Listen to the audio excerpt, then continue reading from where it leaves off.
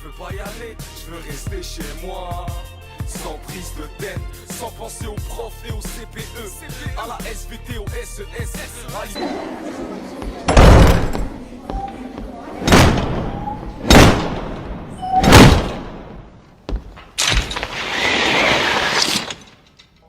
Bonjour à tous.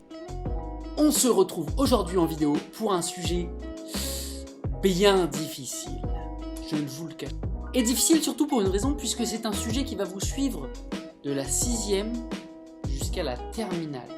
C'est quelque chose d'absolument essentiel en français. Ce que je vais vous dire là dans la vidéo qui suit, c'est un peu comme si en mathématiques votre professeur vous demandait vous allez me faire l'addition suivante, et que vous étiez là en cours, c'est quoi une addition déjà? Le terme que je vais employer bientôt, c'est un terme qu'il faut absolument connaître pour se repérer dans les cours de langue en français. Et ce terme, c'est celui de nature d'un mot. La nature d'un mot, ou pour complexifier encore un peu la chose, c'est un autre nom, sa classe grammaticale, c'est la carte d'identité du mot. La nature du mot, la classe grammaticale du mot. C'est ce qui le définit à jamais. Pour toujours, de toute éternité, le mot aura la même nature. Le mot chien, par exemple, un chien, sa nature, c'est d'être un nom. Et jamais, au grand jamais, chien sera un verbe. Chien, c'est un nom, c'est tout. C'est un nom. Prenons un autre mot, le mot donc, D-O-N-C.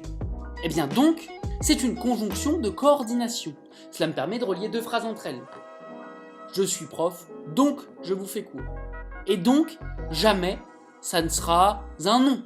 On ne dira pas, tiens, je vais aller chercher mon donc. Ça ne sera pas non plus un verbe.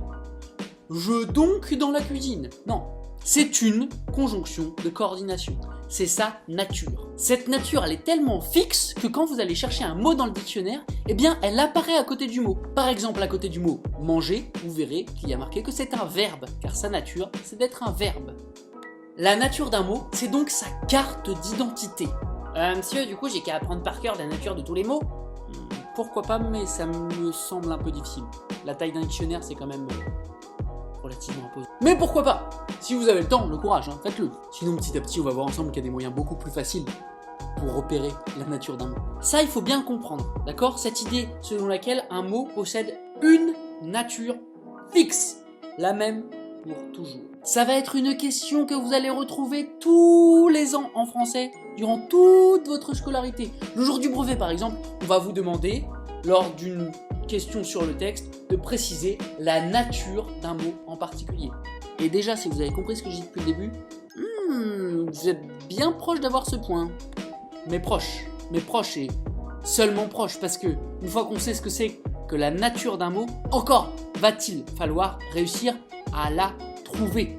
Et là, malheureusement, en 2 minutes chrono, je vais pas vraiment pouvoir vous détailler la manière de repérer les 10 natures de mots différentes qui existent. Mais on peut déjà les citer avant de les détailler ensemble en classe. Première catégorie dans les natures de mots, les mots qui sont classe grammaticale invariable. C'est-à-dire des mots qui ne changent jamais dans la manière dont ils s'écrivent. Je vous ai parlé tout à l'heure du mot chien, et je vous ai dit que c'était un nom. Chien, sa nature, c'est d'être un nom. Mais si je dis un chien ou des chiens, vous voyez tout de suite qu'il y a une sacrée différence. Sur le deuxième, je mets un S. Le mot est donc variable. Heureusement, il y a certains types de mots qui ne changent jamais, qui sont donc invariables. Ouf, ça en fera moins à apprendre.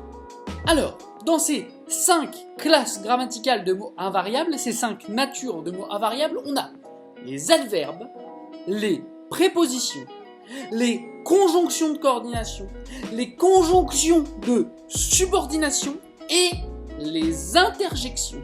Un exemple de mot invariable parmi les adverbes, donc une classe grammaticale invariable, le mot aussi, A-U-2-S-I, qui ne change jamais. Le mot beaucoup, on ne met jamais de S à beaucoup, ni de E au féminin, on ne dit pas beaucoup, beaucoup, toujours beaucoup. On a presque, il fait presque beau. On a donc des classe grammaticale des natures de mots invariants. Ensuite, on a 5 classes grammaticales ou 5 natures, je vous rappelle, c'est synonyme, qui sont des natures ou des classes de mots variables. Et là, j'ai quoi? Le nom, le pronom, le déterminant, l'adjectif qualificatif, et bien sûr, le roi, le seigneur, le verbe. Et là, comme vous le savez déjà instinctivement, ce sont des mots variables. Le verbe par exemple, manger, verbe facile, M-A-N-G-E-R. Si je dis il mange tout seul, il mange M-A-N-G-E, d'accord? Et mange, c'est bien un verbe. Si je dis les filles mangent dehors, M-A-N-G-E-N-T,